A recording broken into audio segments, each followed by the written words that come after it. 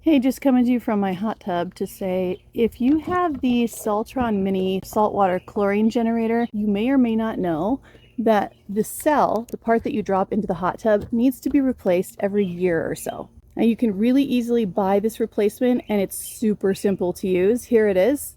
And it comes ready to plug and play. So all you have to do is unscrew the old one, screw in the new one, and you are ready to go with your replacement. Make sure you keeping track of this, or maybe at the beginning of every summer or spring, plan on checking how well your cell is doing. Just kind of observe it while it's running in your hot tub or spa, and you'll be able to see if it's not outputting the chlorine that you expect it to.